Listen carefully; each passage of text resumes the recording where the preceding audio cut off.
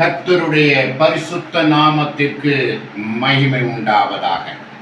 இந்த நாளிலும் கூட நாம் தியானத்துக்கென்று எடுத்துக்கொள்ளப்பட்ட வேத வசனம் அப்போஸ்தலர் நடபடிகள் 17ஆம் அதிகாரம் 16வது வசனம்.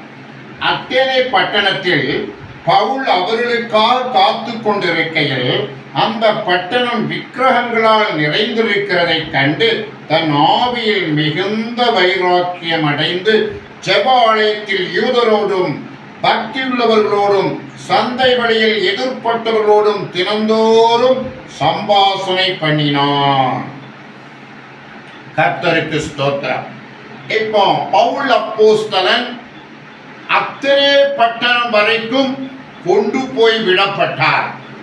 ஏன்னா ஊழிய பாதையில புது புது இடங்களுக்கு சென்று கர்த்தருடைய வசனத்தை, சுவிசேஷத்தை, ஆண்டவருடைய ஊழியத்தை கொண்டு செல்ல வேண்டும் என்று சொல்லி அவர்கள் தீர்மானம் எடுத்து ஒவ்வொரு பட்டணங்களுக்கு கடந்து செல்லுகிற ஒரு சூழ்நிலையில அங்கே அனுப்புவிக்கிறவர்கள், அதாவது இவரை கொண்டு போய் விட்டுட்டு ஒரு கூட்ட ஜனங்கள் போயிருவாங்க. அல்லேலூயா. இவர் அந்த பட்டணத்துல தீமோத்தேயுக்காக, சீலாவுக்காக காத்து கொண்டிருக்கிறார். ஏன்னா அவர்களும் வந்து சேர்ந்தால் இன்னும் ஜனங்களுக்கு சுவிசேஷம் சொல்ல ஒரு குழுவாக செல்வது நல்லது என்று கண்டடைந்தார். அல்லேலூயா. அப்ப தனியா நின்று நாம ஊழியம் செய்வதை காட்டிலும் ஒரு குழுவாக இருந்து ஊழியம் செய்ய வேண்டும். ஆண்டவராகிய இயேசு கூட ஊழிய பாதையில ரெண்டு பேராக அனுப்பினார். அல்லேலூயா. கர்த்தருக்கு ஸ்தோத்திரம். Praise the Lord.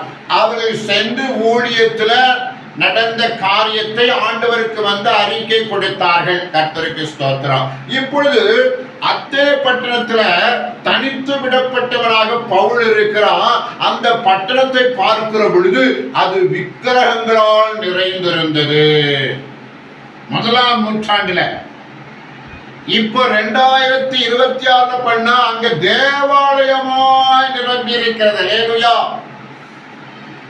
இந்த 2026 கிரேக்க தேசம் தேவ ஆலயங்களால், சபைகளால் நிரப்பப்பட்டதாய் காணப்படுகிறது. ஆனா முதலாம் நூற்றாண்டுல அது விக்கிரகங்களால் நிறைந்திருந்தது. நம்முடைய இந்திய தேசத்தை போல, தமிழ்நாட்டை போல எங்கு பார்த்தாலும் விக்கிரகங்கள். இப்படிப்பட்ட ஒரு சூழ்நிலை தான் அன்று ஐரோப்பிய நாடுகள், மத்திய கிழக்கு நாடுகள் தான் காணப்பட்டது. ஆனா கர்த்தர் இந்த நாள்ல அவர்களுக்கு விடுதலை கொடுத்து, ஆவிக்குரிய விடுதலை கொடுத்திருக்கிறார். அல்லேலூயா. அப்ப நமக்கும் கர்த்தர் அப்படி செய்வார். விசுவாசிக்கிறோம். அல்லேலூயா. தமிழ்நாட்டை, இந்தியாவில் ஒவ்வொரு மாநிலத்தையும் கர்த்தர் அப்படி கிரேக்க தேசத்தை போல மாற்றுவார். கர்த்தர் ரட்சிக்கப்பட்ட தேசங்களை ஆசீர்வதிப்பாராக. அல்லேலூயா. கர்த்தருக்கு ஸ்தோத்திரம். அப்ப விக்கிரகம் இருந்து கண்டு தன் ஆவியில் மிகுந்த வைராக்கியம் அடைந்து, அவனுக்கு ஒரு வைராக்கியம் வந்துட்டு எப்படியாவது இந்த ஜனங்களுக்கு இயேசுவை பற்றி சொல்லி, இந்த ஜனங்களை இயேசுப்பா பிள்ளைகளால் மாற்றணும்னு சொல்லி பவுல் அப்போஸ்தலனுக்கு ஒரு வைராக்கியம் வந்தது. அல்லேலூயா. ஜெபாலயத்தில் யூதரோடும் பக்தியுடையவரோடும் சந்தை வழியில் எதிர்பட்டவர்களோடும் தினந்தோறும் சம்பாஷணை பண்ணினான். இப்ப தினந்தோறும் சம்பாஷணை நடக்கு. ஜெபாலயத்துல யூதர்கள் வந்து ஜெபாலயம் வச்சிருந்தாங்க. கிரேக்க நாட்டின் தலைநகர் ஏதென்ஸ். அதை தமிழ்ல கொண்டு வந்து அத்தனை என்று வருகிறது. அப்போ அந்த கிரேக்க நாட்டிலும் யூதருக்கு முதலாம் நூற்றாண்டிலே ஜெபாலயம் இருந்தது. அது அவர்கள் சினாகோக் என்று ஆங்கிலத்தில் சொல்லுகிறார்கள். அந்த ஜெபாலயத்துல யூதர்கள் சேர்ந்து ஜெபித்தார்கள். அவர்கள் எருசலேம் தான் பிரதானமான ஆலயம். ஆனா நாடாவட்டத்தில் சிதறடிக்கப்பட்ட காலகட்டத்தில், ஏன்னா எரேமியா தீர்க்கதரிசன காலகட்டத்தில், எசேக்கியேல் இப்படி தீர்க்கதரிசன காலகட்டத்தில் எஸ்ரா இஸ்ரவேல் ஜனங்களும் யூத ஜனங்களும் குறிப்பாக பாபிலோன் தேசத்துல, இன்று ஈராக், ஈரான், சிரியா, அரேபிய கண்ணியில் இருக்கின்றன. இப்படிப்பட்ட தேசங்களிலே அவர்கள் சிதறடிக்கப்பட்டார்கள். அது மாத்திரமல்ல, ஐரோப்பாவுக்கு, அமெரிக்காவுக்கு, ஆசியாவுக்கு என்று சொல்லி பல கூட்டங்களாக பிரிந்தார்கள். அப்போ நெகேமியா காலத்துல, எஸ்ரா காலத்துல ஒரு குறிப்பிட்ட கூட்டம் தான் இஸ்ரவேலுக்குள் போனது, யூதேயாவுக்குள் போனது, எருசலேம் தேவாலயத்தை கட்டி அலங்கத்தை கட்டி அபிஷேக பிரதிஷ்டை பண்ணினார்கள். ஆனா மற்ற ஜனங்கள் போனவங்க எல்லாம் அங்க வசதியா உட்கார்ந்துட்டாங்க. அங்கே வீடு வாசல், அங்கே குடும்பம் எல்லாம் பின்னணி அமைத்து ஏதாவது பண்டிகை காலங்களிலே மாத்திரம் எருசலேமுக்கு வருகிற ஒரு சூழ்நிலை இருந்தது. அப்ப பண்டிகை காலங்கள், பெந்தேகோஸ்தே பண்டிகை, பஸ்கா பண்டிகை, இப்படிப்பட்ட பண்டிகை காலகட்டத்தில் அவர்கள் புனித ஸ்தலமாக எருசலேமுக்கு செல்வது வழக்கமாக இருந்தது. கர்த்தருக்கு ஸ்தோத்திரம். இப்படிப்பட்ட சூழ்நிலை தான் 1ஆம் நூற்றாண்டிலே ஜெப ஆலயம் அத்தனை பட்டணத்தில் யூதர்கள் குடியிருந்து அந்த ஜெபாலயத்தை நடத்தி கொண்டிருந்தார்கள். அவர்களோடு பவுல் சம்பாஷணை பண்ணினான். பக்தி உள்ளவர்களோடு, அவர்களுக்கு உள்ள வேத யூத மார்க்கத்தமைந்த பிரச்சாதியார் பக்தி உள்ளவர்கள், அவர்களுக்கும் சுவிசேஷம் அறிவித்தான். எது சந்தைக்கு வருகிற எதிர்பட்டவர்களோடு இயேசு கிறிஸ்துவை குறித்து பிரசங்கம் பண்ணினான். அல்லேலூயா. அன்னைக்கு பவுலுக்கு நல்ல தைரியம், நல்ல வெளிப்பாடு, நல்ல அபிஷேகம் இருந்தது. அவர் நல்ல ஒரு திறந்த வாசல் இருந்தது. அங்கே போன ஜனட்டா இயேசு கிறிஸ்துவை குறித்து பிரசங்கம் பண்ணினார். அல்லேலூயா. கர்த்தருக்கு ஸ்தோத்திரம். 18ஆம் வசனம். அப்பொழுது எபிக்குரரும் ஸ்தோயிக்கருமான ஞானிகள் சிலர் அவருடைய வாக்குவாதம் பண்ணினார்கள். சிலர் இந்த வாயாடி என்ன பேச போகிறார் என்றார்கள். சிலர் இவன் அந்நிய தெய்வங்களை தேவதைகளை அறிவிக்கிறவனாய் காண்கிறது என்றார்கள். அவன் இயேசுவையும் உயிர்த்தெழுதலையும் அவர்களுக்கு பிரசங்கித்தபடினாய் அப்படி சொன்னார்கள். அல்லேலூயா. அப்ப 2 ஞானி கூட்டம் 2 குரூப்பா இருந்து ஒரு சங்கம் மாதிரி அமைச்சு 2 குழுவாய் செயல்பட்டு கொண்டிருக்கிறார்கள். அவருக்கு பெயரிடப்பட்டிருக்கிறது எபிக்குரரும் ஸ்தோயிக்கருமான. எபிக்குரர் ஒரு கூட்டம், ஸ்தோயிக்கர் ஒரு கூட்டம். இவர்கள் மத்தியில இயேசு கிறிஸ்துவை பற்றி பவுல் பிரசங்கம் பண்ணும் பொழுது அவர் கேட்டு இவர் பேசிக்கொண்டே இருக்கிறதை பார்த்து இந்த வாயாடி என்ன சொல்ல போகிறார் என்று சொல்லி அவர்கிட்ட கேட்ட பொழுது பவுல் சொன்னார், இயேசு கிறிஸ்துவையும் அவருடைய உயிர்த்தெழுதலையும் குறித்து பிரசங்கம் பண்ணினார். அல்லேலூயா. இயேசு கிறிஸ்து உயிர்த்தெழுதல், அவருடைய மரணம், அவர் அந்த சுவிசேஷ காரியத்தை பிரசங்கம் பண்ணுவதாக இங்கே வேதத்தில் சொல்லப்பட்டிருக்கிறது. அல்லேலூயா. கர்த்தருக்கு ஸ்தோத்திரம்.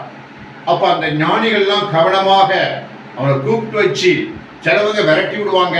ஆனா இந்த ஞானி கூட்டம் அவங்க ஞானமாய் இருந்தபடினாலே ஞானத்தை, புதிய காரியங்களை கற்றுக்கொள்ள வேண்டும் என்று சொல்லி அவர்களுக்கு ஒரு வாஞ்சை இருந்தபடினாலே பவுலை கூப்பிட்டு விசாரித்து உன் காரியத்தை சொல்லு என்று சொன்ன பொழுது ஆண்டவரை குறித்து அவன் பிரசங்கம் பண்ணினான், நற்செய்தி அறிவித்தான். அல்லேலூயா. அவர்கள் அவனை மாற்று மேடைக்கு அழைத்துக் கொண்டு போய், நீ சொல்லுகிற புதிதான உபதேசம் என்னதென்று நாங்கள் அறியலாமா? நூதனமான காரியங்களை எங்கள் காதுகள் கேட்க பண்ணுகிறாய், அவரின் கருத்து என்னதென்று அறிய மனதாய் இருக்கிறோம் என்றார்கள். அல்லேலூயா. அப்ப இந்த கிரேக்கர்கள், அந்த தேசத்தின் ஜனங்கள் மார்க்ஸ் என்ற மேடையில கொண்டு போய், நீ உன்னுடைய காரியத்தை பிரசங்கம் பண்ணு, நீ நூதனமான காரியத்தை எங்கள் காதுகள் கேட்க பண்ணுகிறாய், அதை குறித்து நாங்கள் விசாரித்து அறிய விரும்புகிறோம் என்று கேட்டார்கள். அல்லேலூயா. கர்த்தருக்கு ஸ்தோத்திரம். அந்த அத்தனை பட்டத்தர் எல்லாரும், அங்கே தங்குகிற அந்நியரும் நவமான காரியங்களை சொல்லுகிறதிலும் கேட்கிறது ஒழிய வேறொன்றிலும் பொழுதுபோக்குகிறதில்லை. நவமான காரியம் சொல்லுறது, கேட்கறது. நவமான புதிய மேட்டர்ஸ், பழைய மேட்டர்ஸ் அல்ல. பழைய காரியம், அறிந்த காரியத்தை பேசுவதல்ல, புதிதான காரியத்தை பேசுகிறதும் கேட்கிறதுமான அந்த ஜனங்கள் ஒரு பொழுதுபோக்கா இருக்கிறாங்க. அல்லேலூயா. நம்ம தேசத்துல எடுத்துக்கிட்டா புளிய மரத்துல, ஆலமரத்துல, ஊருக்கு ஒதுக்குப்புறத்துல ஊதாரிகள் உட்கார்ந்து ஊதாரித்தனமாக பேசிக் கொண்டிருப்பா. வாய்க்கு வந்த கெட்ட வார்த்தை, மற்ற வார்த்தை, ஒரு உலகம் புறணிகிறேன்னு எல்லாம் பேசிட்டு ஒரு பீடி அடிச்சுட்டு சிகரெட் அடிச்சுட்டு இப்படியே இருக்கக்கூடிய ஜனங்கள் நம்ம தேசத்துல இருக்காங்க. அல்லேலூயா. ஆனால் கிரேக்க தேசத்துல அவர்கள் எப்படிப்பட்ட காரியத்தை கேட்கிற பொழுதுபோக்குகிறார்கள்? நவமான காரியம், புதிய காரியத்தை சொல்லுகிறதிலும் கேட்கிறதிலும் அவர்கள் பொழுதுபோக்குகிற ஒரு ஞானமுள்ள மக்களாயிருந்தார்கள். அதன் அடிப்படையில் தான் பவுல் அப்போஸ்தலன் மார்க்ஸ் மேல வச்சு, நீங்க உங்க காரியத்தை சொல்லுங்க, நீங்க புதிய காரியத்தை சொல்லுகிறீங்க. அதாவது இயேசு கிறிஸ்து தெய்வம், ஆனால் அவர் மரித்தார், அவர் கல்லறையில் வைக்கப்பட்டார், 3ஆம் நாள் உயிரோடு எழுந்து விட்டார். அவர் மீண்டும் வந்து நம்மளெல்லாம் கூப்பிட்டுட்டு பரலோகத்துக்கு கொண்டு போகிறார் என்று சொல்லுகிற காரியம் கிரேக்கர்களுக்கு ஒரு நூதனமான ஒரு நவமான காரியமாக இருந்தது. கர்த்தருக்கு ஸ்தோத்திரம். அப்ப பிரசங்கம் பண்ணுகிறார். அப்பொழுது பவுல் மார்க்சு மேடையிலே நடுவில் நின்று, அத்தனை எந்த விஷயத்தில் நீங்கள் மிகுந்த தேவதா பக்தியுடன் என்று காண்கிறேன். எப்படி என்றால், நான் சுற்றி திரிந்து உங்கள் ஆராதனைக்குரியவர்களை கவனித்து பார்த்த பொழுது அறியப்படாத தேவனுக்கு என்று எழுதியிருக்கிற ஒரு பலிபீடத்தை கண்டேன். நீங்கள் அறியாமல் ஆராதிக்கிற அவரையே நான் உங்களுக்கு அறிவிக்கிறேன். அல்லேலூயா, கர்த்தருக்கு ஸ்தோத்திரம். அப்ப ஆராதனைக்குரிய காரியங்கள்ல அவர்கள் சிறந்தவர்களாய் இருந்தார்கள். அவர்கள் தேவதா பக்தி உள்ளவர்களாய் காணப்பட்டார்கள். பக்தி உள்ள ஜனங்கள். ஏதோ விக்கிரகத்தின் பேரில ஏதோ ஒரு கடவுள் மேல அவங்க அக்கறையா இருக்காங்க. ஆனா அவங்களுக்கு வேதம் சொல்லுது பக்தி உள்ளவர்கள். அவர்கள் தேவதா காரியத்துல அக்கறையா இருக்கிறார்கள். அல்லேலூயா. எப்படி என்றால், நான் சுற்றித்திருந்து உங்கள் ஆராதனைக்குரியவரை கவனித்து பார்த்த பொழுது அறியப்படாத தேவனுக்கு என்று எழுதியிருக்கிற ஒரு பலிபீடத்தை கண்டேன். நீங்கள் அறியாமல் ஆராதிக்கிற அவரையே நாங்கள் உங்களுக்கு அறிவிக்கிறோம். அல்லேலூயா. கிரேக்க ஜனங்கள் ஞானம் உள்ளவர்கள். எல்லா தெய்வத்தை தெரிந்த தெய்வத்துக்கெல்லாம் உருவ வச்சு கோயில் கட்டி கும்பிட்டுக்கிட்டு இருக்காங்க. ஆனா அவர்கள் ஒரு கண்டுபிடிக்கிறார்கள். அறியாத தேவன். அல்லேலூயா. அறியாத கடவுள். கர்த்தருக்கு ஸ்தோத்திரம். Praise the Lord. அப்ப அறியாத ஒரு கடவுளுக்கு அவர்கள் ஒரு பலிபீடம் கட்டி அதை வணங்கிட்டு இருக்காங்க. அது அறியாத தேவன். ஐயா, நாங்க எத்தனையோ தெய்வங்களை கும்பிட்டு இருக்கிறோம்.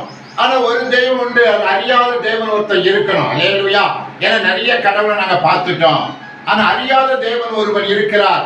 அவருக்கும் நாங்க ஸ்தோத்திரம் பண்ணுகிறோம், அவருக்கு நாங்க கும்பிடு போடுகிறோம் என்று சொல்லி எழுதி வைத்திருந்தார்கள். ஆனா நம்ம தேசத்துல அப்படிப்பட்ட ஞானம் இல்லை. அல்லேலூயா. எல்லா விக்கிரகத்தையும் எல்லா தெய்வத்தையும் நமஸ்கரிக்கிறார்கள். நம்ம தெய்வத்தை வந்த பொழுது ஃபாரின் காட், இது அந்நிய கடவுள், அடுத்த நாடு கடவுள் என்று சொல்ற. ஆனா கிரேக்கர்கள் நம்ம தமிழர்கள் போல இந்தியர்கள் போல அல்ல. கிரேக்கர்களுக்கு அவர்கள் எங்களுக்கு உண்மையான கடவுள் வேண்டும். அல்லேலூயா. எத்தனையோ கடவுள் பார்த்தாச்சு. அந்த கடவுள் எங்களுக்கு திருப்தி இல்லை. இன்னும் அறியாத ஒரு கடவுள் இருக்கிறார், அந்த கடவுளுக்கு நாங்கள் ஸ்தோத்திரம் பண்ணுகிறோம் என்று சொல்லக்கூடிய அளவுக்கு மனசு, பரந்த மனசு கிரேக்கர்களுக்கு இருந்தது. அல்லேலூயா. அல்லேலூயா. கர்த்தருக்கு ஸ்தோத்திரம். Praise the Lord.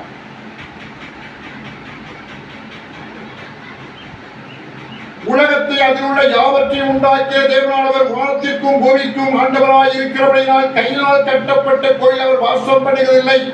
எல்லாருக்கும் ஜீவனையும் சுவாசத்தையும் சகலத்தையும் கொடுக்கிற அவர் நமக்கு யாதொன்று தேவையானது போல மனுஷர் கையால் பணிவிடை கொள்ளுவதும் இல்லை.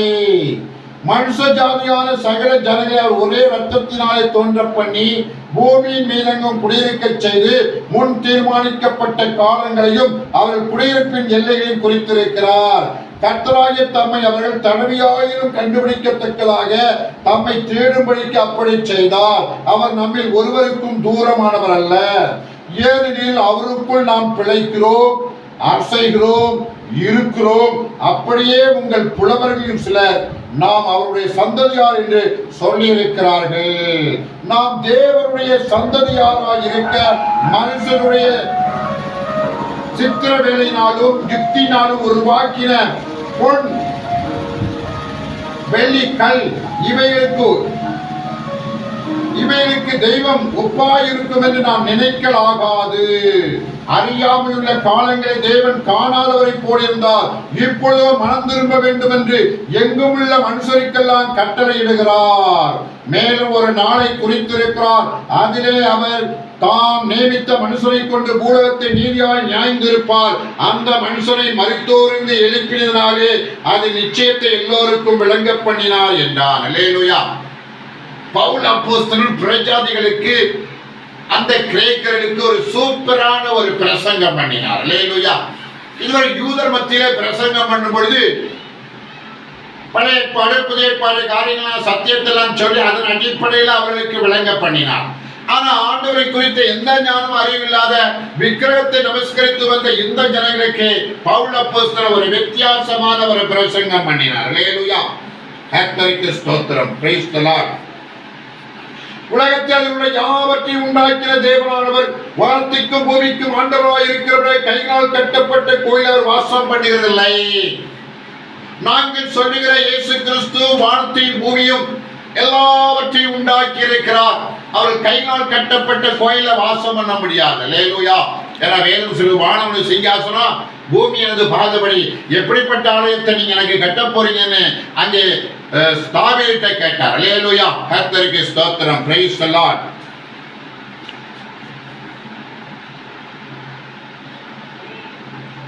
எல்லோருக்கும் ஜீவனையும் சுவாசத்தையும் சகலத்தையும் கொடுக்கிறவர் நமக்கு யாதொன்று தேவது போல மனுஷ கைகளால் பணிவிடை கொள்கிறதும் இல்லை.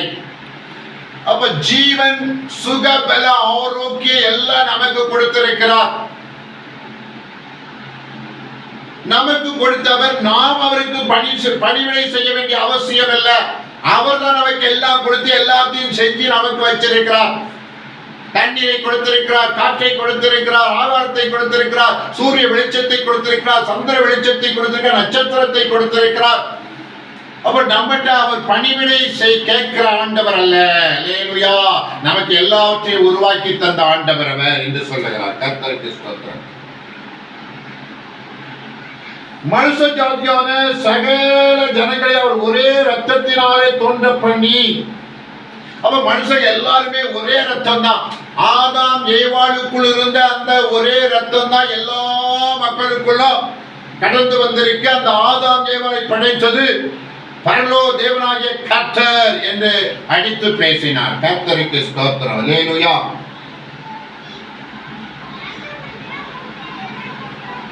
மனுஷ ஜாதியான சகல ஜனங்களை அவர் ஒரே ரத்தத்தினால் தோன்ற பண்ணி பூமி மீதெங்கும் குடியிருக்க செய்து முன் தீர்மானிக்கப்பட்ட காலங்களையும் அவர் குடியிருப்பின் எல்லைகளையும் குறித்திருக்கிறார். அல்லேலூயா. எல்லா ஜனங்களை உருவாக்கி ஒரு எல்லையில வச்சிருக்கிறார், முன் குறிக்கப்பட்ட எல்லை. நாம இப்பொழுது இந்த திருநெல்வேலி மாவட்டத்திலே பாளையங்கோட்டை பகுதியில் வசித்து வருகிறோம். ஆனால் எத்தனையோ ஜனங்கள் அமெரிக்காவில் வசிக்கிறார்கள், ஜப்பானில் வசிக்கிறார்கள், ஆஸ்திரேலியாவில் வசிக்கிறார்கள். எத்தனையோ பலவித தேசங்களிலே ஒரு குறிப்பிட்ட தெருவிலே குறிப்பிட்ட வீட்டிலே வாழ்ந்து வருகிறோம். ஆனால் இப்படி வாழ்ந்ததுதான் கர்த்தருடைய கிருபை. முன் தீர்மானிக்கப்பட்ட ஒரு வாழ்க்கை, எல்லை குறிப்பிடப்பட்ட ஒரு வாழ்க்கை. இந்த எல்லையில நீங்களாம் குடியிருக்கணும் ஆண்டவர் முன்னமே திட்டம் வைத்திருக்கிறார். அல்லேலூயா என்று பிரசங்கம் பண்ணுகிறதை பார்க்கிறோம். அவருக்குள் நாம் பிழைக்கிறோம், அசைகிறோம், இருக்கிறோம். அப்படியே உங்கள் புலனில் சொல்கிறோம், நாம் அவருடைய சந்ததியார் என்று சொல்லியிருக்கிறார்கள். பிழைக்கிறோம், நாம அவருக்குள்ள பிழைக்கிறோம், அசைகிறோம், இருக்கிறோம். இந்த கிரியெல்லாம் ஆண்டவர் நம்ம கூட இருக்கிறதுனால நடக்கு. பிழைக்கணும்னா ஆண்டவருடைய தயவு வேணும், அசையணும்னா ஆண்டவருடைய தயவு வேணும், நாம இருக்கணும்னா ஆண்டவருடைய தயவு வேணும்.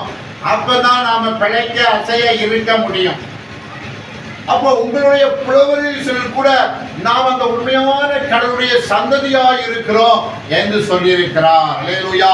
அப்படி சொல்லி இருக்க நீங்க இந்த கையினால் சித்திர வேலை செஞ்ச ஓவியம், சிலைகள், இதெல்லாம் கடவுளா இருக்க முடியாது என்று பேசினார். அல்லேலூயா, கர்த்தருக்கு ஸ்தோத்திரம். அறியாமுள்ள காலங்களை தேவன் காணாதவரை போல் இருந்தார். இப்பொழுது எங்குள்ள ஜனங்கள் ரட்சிக்கப்பட வேண்டும் என்று விரும்புகிறார். அறியாமல் ஒரு காலம் இருந்தது. குழந்தை பருவத்துல குழந்தை போல சில விளையாட்டு காரியங்கள், சில சேட்டைகள் பண்ணி ஊர் சுற்றி கொண்டிருந்தோம். இல்ல பெற்றோருக்கு அடங்கி இருந்தோம், இல்ல பாடசிலவை கற்றுக்கொண்டிருந்தோம். வளர வளர எல்லா உண்மைகளை ஆண்டவர் அறிவிக்கிறார். அறியாமல் உள்ள காலங்கள். இப்ப ஆண்டவர் எல்லா ஞானத்தையும் அறிந்து கொள்ள வேண்டும் என்று சொல்லி கர்த்தர் விரும்புகிறார். அல்லேலூயா. இந்த நாட்களை பார்க்கும் பொழுது அறியாமல் உள்ள காலத்துல அவங்க விக்கிரகம் பண்ணாங்க. அறிவுள்ள காரியத்துல அவளுக்கு இந்த வசனம் சொன்ன பொழுது, இந்த வேத வசனத்தை சொன்ன பொழுது, இந்த சுவிசேஷத்தை சொன்ன பொழுது அவர்கள் இன்று இயேசு கிறிஸ்துவை ஏற்றுக்கொண்டு தேவாலயங்களை அமைத்து ஆராதித்துக் கொண்டிருக்கிறார்கள். அல்லேலூயா, அந்த ஜீவனுள்ள தேவனை அவர்கள் ஆராதிக்கிற ஒரு ஜனமாய் மாறிவிட்டார்கள். இந்த அத்தனை பட்டணத்தார் இந்த கிரேக்க ஜனங்கள். அல்லேலூயா. மேலும் ஒரு நாளை குறித்திருக்கிறார். அதிலே அவர் தாம் நியமித்த மனுஷரை கொண்டு ஊடகத்தில் நீதியாய் நியாயந்திருப்பார். அந்த மனுஷரை மருத்துவம் எழுப்பினாலே அது நியாயத்தை எல்லோருக்கும் விளங்க பண்ணினார். அல்லேலூயா. அல்லேலூயா. அப்போ பரலோக பிதா எல்லாரையும் ஒரு நாள் நியாயந்திருக்க போகிறார். அது ஆண்டவராய் இயேசு கிறிஸ்து, அந்த மனுஷகுமாரன் இயேசு கிறிஸ்து, அவரை மரித்தோரிலிருந்து ஆண்டவர் உயிரோடு எழுப்பினார். அவர் இரத்தத்தான பாவங்கள் மன்னிக்கப்படுகிறது. அவர் நியாய தீர்ப்பினாலே எல்லாருக்கும் நியாய தீர்ப்பு கொடுக்கிற அதிகாரத்தை ஆண்டவராய் இயேசுவுக்கு பரலோக பிதா கொடுத்திருக்கிறார். அப்படிப்பட்ட ஒரு காலம் வரப்போகிறது. அதுக்கு நாம் எல்லாம் ஆயத்தமாய் இருக்க வேண்டும் என்று பிரசங்கம் பண்ணினார். அல்லேலூயா. அல்லேலூயா. பிரசங்கத்தின் விளைவை பார்க்கிற பொழுது மரித்திருந்து உயிர்த்தலை குறித்து அவர்கள் கேட்டபொழுது சிலர் இகழ்ந்தார்கள். சிலர் நீ சொல்லுகிற இன்னொரு வேளை கேட்போம் என்றார்கள். இப்படி இருக்க பவுல் அவர்களை விட்டு போய்விட்டான். அல்லேலூயா. இந்த பிரசங்கம் பண்ணி முடிச்சவனே பவுல் தன்னுடைய கடமையை செய்தவுடனே அவர்கிட்ட ரெஸ்பான்ஸ் வந்தது. அவங்க என்ன சொன்னாங்கன்னா, மரித்தோரின் உயிர்த்தலை குறித்து அவர் கேட்டபொழுது சிலர் இகழ்ந்தார்கள். எப்படியா மரிச்ச பிற உயிரோடு எழும்ப முடியும் என்று சொல்லி சிலர் இகழ்ந்தார்கள். கர்த்தருக்கு ஸ்தோத்திரம். சிலர் நீ சொல்லுகிற இன்னொரு வேளை கேட்போம் என்றார்கள். நீ சொல்லுகிற சத்தியத்தை இன்னொரு தடவை நாங்கள் கேட்போம் என்று சொல்லி அவளுக்கு புரியாத புதிராக இருந்தது. அவளுக்கு அண்டர்ஸ்டாண்டிங் இல்லை. ஐயோ இன்னொரு தடவை நான் கேட்கிறேன் ஐயா அப்படின்னு சொல்லி பவுலுக்கு ஆதரவாக பேசினார்கள். கர்த்தருக்கு ஸ்தோத்திரம். Praise the Lord. சிலர் அவனை பற்றி கொண்டு விசுவாசிகளானார்கள். அவர்களில் மார்க்ஸ்மேனில் நியாயாதிபதிகளில் ஒருவனாகிய தியோனிசி என்பவனும் தாமரை என்னும் பெயருள்ள ஒரு ஸ்திரீயும் இவருடைய வேறு சிலரும் இருந்தார்கள். அல்லேலூயா. அப்ப மார்க்ஸ்மேனில் நியாயாதிபதியா உட்கார்ந்திருந்து அந்த பவுலுடைய பிரசங்கத்தை கேட்ட அந்த தியோனிசியும் அந்த தாமரை என்ற ஒரு ஸ்திரீயும் ஆண்டவராய் இயேசு கிறிஸ்து சொந்த இரட்சகராய் ஏற்றுக்கொண்டார்கள். வேறு சிலரும் ஏற்றுக்கொண்டதாக வேதம் சொல்லுகிறது. அல்லேலூயா. அப்போ பவுலை கொண்டு ஒரு சிலரையாவது அந்த இடத்துல ரட்சிக்கப்படுவதற்கு அவர் பேசின பிரசங்கம் உதவியாக இருந்தது. அல்லேலூயா. ஜனங்கள்கிட்ட பிரசங்கம் பண்ணுவது சுவிசேஷம் அறிவிக்கிற வேளையில அவர்கள் தீர்மானம் எடுப்பார்கள். நாங்கள் ஏற்றுக்கொள் என்று சொல்வார்கள். அவர்களுக்கு தொடுதல் இல்லாவிட்டால், இருதயத்தில் தொடுதல் இல்லாவிட்டால் இன்னொரு முறை நாம் பார்க்கலாம், பிறகு பார்க்கலாம் என்று சொல்லுவார்கள். அப்ப ரெண்டு ரெஸ்பான்ஸ் கிடைக்கிறது. அல்லேலூயா. ஆகவே நாம ஆண்டவரே பவுல் செய்தது போல ஊழியம் செய்கிற பொழுது இரண்டு விதமான கூட்ட ஜனங்கள், ரட்சிக்கப்படுகிற ஜனங்கள், ரட்சிப்பு தாமதப்படுகிற ஜனங்கள் என்று இரண்டாக பிரிந்து ஆண்டவருடைய நாமம் மகிமைப்படுகிறது. ஆண்டவருடைய ஊழியம் நடக்கிறது. ஆத்துமாக்கள் கொஞ்சம் கொஞ்சமா தேவ சமூகத்துல வருவார்கள். பவுல் ஊழியம் செய்து அப்படி கொண்டு வந்தார். கிரேக்க தேசமே ரட்சிக்கப்பட்டது. அல்லேலூயா. கொஞ்சமா பேசி பேசி பேசி சுவிசேஷத்தை அறிவித்து அறிவித்து அறிவித்து ஆண்டவராய் இயேசு கிறிஸ்து சொன்னபடி கோதுமை மணி தனித்ததாக இருந்தால் அதனால பிரயோஜனம் இல்லை, அது செத்ததாகில் அதுல இருந்து கோதுமை மணிகள் உண்டாயிட்டே இருக்கிறோம். ஒரு கோதுமை மணி அப்படி விளைஞ்சதுன்னா அதுல 100 கோதுமை மணி வரும். அந்த 100 கோதுமை மணி அப்படியே பூமியில பட்டுதுன்னா அதுல இருந்து 10,000 கணக்கான கோதுமை மணிகள் வரும். இப்படி ஆண்டவர் சொன்னபடி இன்று கிரேக்க தேசம் கிறிஸ்தவ நாடாக இருக்கிறது. அல்லேலூயா. மாத்திரமல்ல, அநேக தேசங்கள் ஆண்டவருடைய வசனத்துக்கு கீழ்ப்படிந்தன. இன்னும் கிழக்கத்திய நாடுகள் ஆண்டவருடைய வசனத்துக்காய் காத்திருக்கிறார்கள். குறிப்பிட்ட மக்கள் கடந்து வந்திருக்கிறார்கள். இன்னும் வரவேண்டிய ஜனங்கள் இருக்கிறார்கள். கர்த்தர் தம்முடைய ஊழியத்தை எத்தனை தடைகள் வந்தாலும் அவைகளை மேற்கொண்டு அவருடைய சித்தத்தை அவர் நிறைவேற்றியே தீர்வார். அல்லேலூயா. அல்லேலூயா. கர்த்தர் தாமே இந்த வசனத்தை ஆசீர்வதித்து பரிந்துரைவாராக. ஆமென், ஆமென், ஆமென்.